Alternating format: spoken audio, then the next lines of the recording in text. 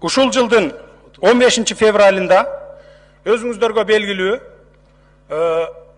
80 депутаттын добушу менен комиссия түздүрүп, мен 4 ай бою ушул Кумтөр алтын кениндеги болуп аткан проблемаларды иликтеп чыктым. 20 июнда отчет менен чыктым, өзүңүздөр билесиздер. 27-синде добуш берүү күнүндө каникулдун алдында колдоого ээ болгон жокпуз. Аны эми ар ким депутаттын өзүнүн баягы диги добуш берүүсүн биз эч убакта сен мындай добуш бердиң же тигиндей добуш бердиң деп буларды сынга ала албайбыз. Бул маселе өтпөй калды. Эми урматтуу депутаттар, мен таң калам, ушу каршы берген депутаттарга таң калам.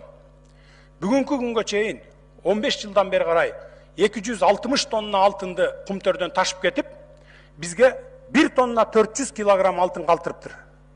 Мына кыргыз элинин пайдасы депчи. Ушуга кантип чыдап отурасыңар? Кантип ушуган дитиңер барып добуш берип атасыңар? Андан сырткары 77 тонна күмүш алып кетиптир. 1 килограммы биздин Кыргызстанга калбаптыр пайдасы.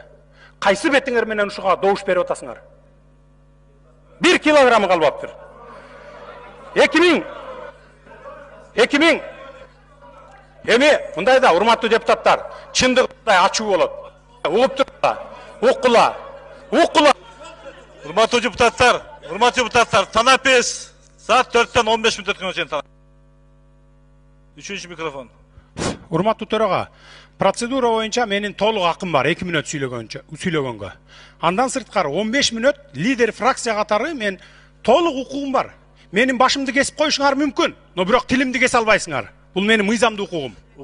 Экинчиден, Ирина Карамушкинага эгерде кыргыз мамлекетинин тагдыры баары бир болсо, мага баары бир эмес.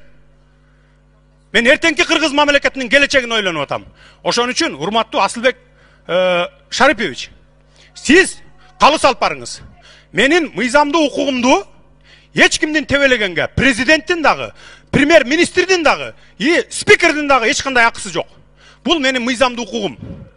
2 мүнөт процедура менен сүйлөгөнгө акым бар. 15 мүнөт лидер фракция катары сүйлөгөнгө акым бар. Эгерде менин сөзүм жакпаса, кулагыңарды жаап отургула. Чындыкка эгерде чыдабай атсаңар. Мына мен сиздерге момундай эле айтайын.